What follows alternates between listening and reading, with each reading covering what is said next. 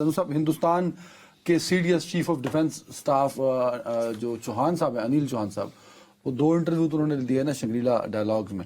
اب ہندوستان پہنچے تو انہوں نے ایک تھنک ٹینک سے خطاب کیا، وہاں انہوں نے ایک اور بات کی، مگر ان کا سارا بیانیہ جو ہے پچھلے 2-3 دنوں کا، وہ کہیں نہ کہیں ہندوستان اور مودی کا جو بیانیہ ہے اس کو نگیٹ کرتا نظر آ رہا ہے. میں جب کل آپ کو عرض کر رہا تھا کہ مجھے یہ لگ رہا ہے کہ بھارتی فوج آپ ٹھیک کہہ رہے تھے، اور وزیر اعظم میں فاصلے بڑھے. You are very right. اچھا اس کی مزید انڈورسمنٹ آ گئی نا آج. چلے، بڑی مہربانی، دیر سے صحیح آپ میری کسی بات سے ایگری ہوئے. بہرحال اس کا کوئی امپیکٹ آئے گا؟ نہیں، ایک تھوڑا سا اس کا پہلے امپیکٹ پہ اس کے امپیکٹ پہ بات کریں گے، لیکن آج چونکہ عرصہ ہوا ہے، ہم 2019 کے بعد سے لیٹس فیس اٹ، ہم کشمیر بھول چکے تھے. وہ تو حالیہ جنگ نے یاد دلایا تو ہمیں یاد آیا 2019 کے بعد. اچھا ٹھیک ہے نا، جب آرٹیکل 370 ہوا اور وغیرہ وغیرہ وغیرہ، اس طرح ہم نے جس طرح ریئیکٹ کیا وہ واقعی کشمیر کو بھلا دینے والا تھا بحیثیت قوم. لیکن اب اگر ہمیں یاد آ گیا ہے تو آج کا دن ہمارے کشمیری بہن بھائیوں کے لیے بہت محترم دن ہے، بہت مقدس دن ہے، اور اس کو ہر کشمیری بہت جوش اور جذبے سے مناتا ہے. اچھا کیوں؟ یہ جو ہے آج ان کی برسی ہے میر سید علی حمدانی صاحب کی، جنہوں نے آج سے 660 سال پہلے وادی کشمیر میں اسلام پھیلایا تھا. اچھا. اور انہوں نے جس انداز میں اسلام وہاں پھیلایا اس میں اتنی محبت اور اتنی کشش تھی کہ اعلیٰ ترین ذات کے برہمن جب مسلمان ہوتے تھے تو انہیں اپنے سر نیم بدلنے کی ضرورت نہیں تھی. یعنی اتنی زیادہ اس میں وہ ایک مثلاً کہ اگر تم پہلے دھر کہلاتے تھے تو وہ ڈار اس طرح ٹائپ کے.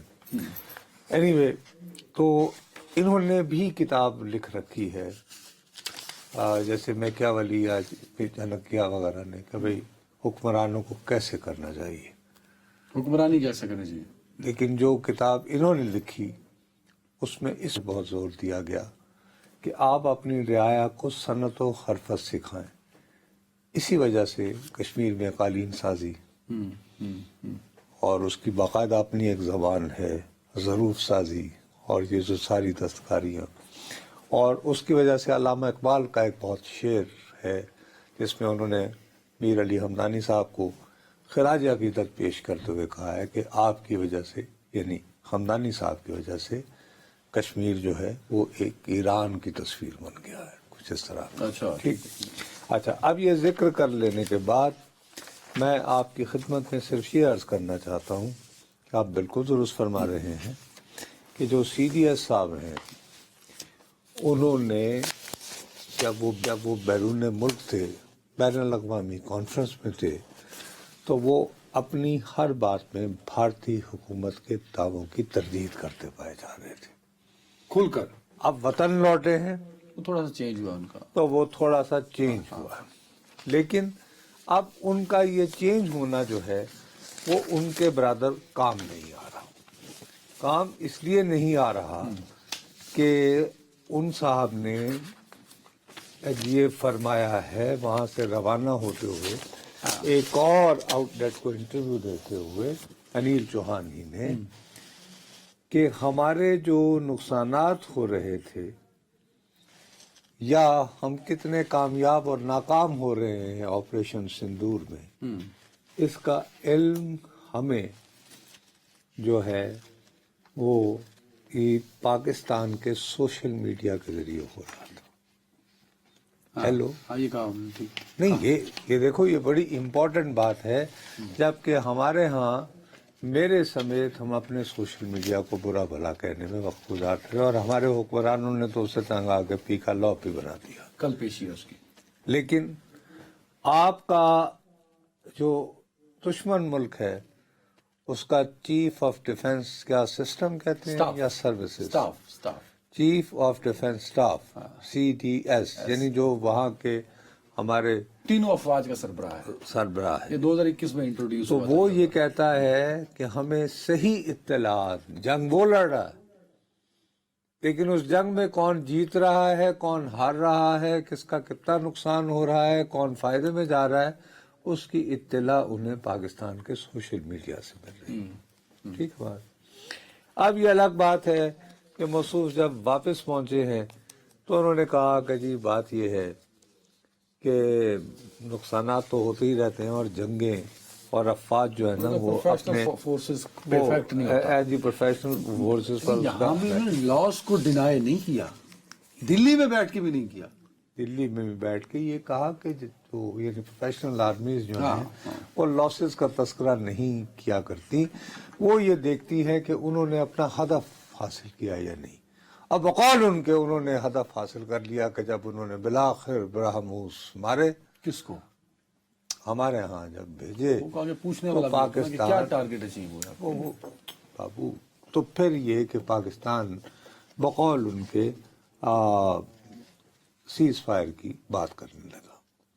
اب بھائی سیز فائر کی بات میں اگر کہوں کہ کس نے سیز فائر کیا یا کس نے فریاد میرا جو کی، کس سوال نے تھا، سنو میری بات نا، بجائے اس کے کہ میں اور تم الجھیں اس بات میں، تو زیادہ بہتر نہیں ہے کہ بھارت ایک ملک ہے جس میں ایک پارٹی ہوتی ہے جس کا نام ہے آل انڈیا کانگریس، اپوزیشن پارٹی ہے سر.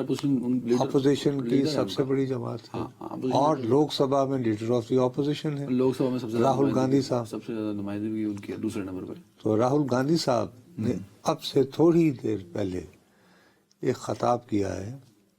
اس خطاب میں وہ نریندر مودی صاحب کو کیا نام دے رہے ہیں، کس نام سے پکاروں، تو بجائے میں اور آپ کو تبصرہ کرنے کے وہ سن لیں. سنائیں جی. اللہ بھلا کرے.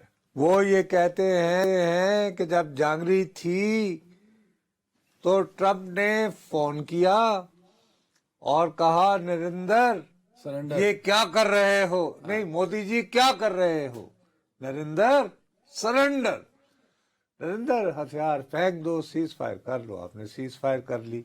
اب یہ نریندر سرنڈر، نریندر سرنڈر، یہ گھر گھر یہ سرنڈر مودی ہو چکا ہے نا. اب یہ ظاہر ہے اب یہ آہستہ آہستہ اسی بات کو بڑھاتے ہوئے اپوزیشن لیڈر جو ہے وہ اپنے وزیر اعظم کو بجائے نریندر مودی کہنے کے سرنڈر اور مودی یہ کہنا پیغام شروع دے ہو رہا جائے ہے گا. پبلک کو بھی اس کو اس نام سے پکارا جائے. تو یہ تو آگے اب پولیٹیکل اس نام سے پکارے جانا جو ہے وہ میرے ان خدشات کو، جس کو آپ سمیت یعنی کل پاکستان کے وزیر اعظم بھی بہت کیٹیگوریکلی اس پاسبلٹی کو ریجیکٹ کر رہے تھے آپ کی طرح. میرے پاس تو آرگومنٹ ہے. ان کے پاس بھی آرگومنٹ تھے اتنے بھی، وہ بہرحال میرا خیال ہے کہ وہ آپ سے زیادہ انفارمڈ ہوں گے شاید، ان کی انٹریکشن زیادہ اس پورے عرصے میں ہوئی ہوگی. شاید وہ ایک دو مرتبہ فیلڈ مارشل صاحب سے ملے بھی ہوں آج کل تو ڈیلی سب پتہ نہیں. اتنی میری اور آپ کی ملاقات نہیں ہوتی. بہرحال اور انہوں نے بھی، لیکن میں ان کے سامنے تو میں احترام ہوں، خوش رہا یعنی خاموش رہا. آپ کے ساتھ میں بحث کرتا رہتا ہوں. جب آر ایس ایس کے پرچارک کا نام اتنا فٹ بیٹھ جائے نریندر سرنڈر، نریندر مودی نہیں ہے، سرنڈر مودی. تو وہ خفت ہے، اور اس خفت کو مٹانے کے لیے میں ہرگز اس بات کو رول آؤٹ نہیں کروں گا کہ نریندر کوئی اور وہ حملہ نریندر صاحب خود کریں گے. کوئی افواج سے کروانا.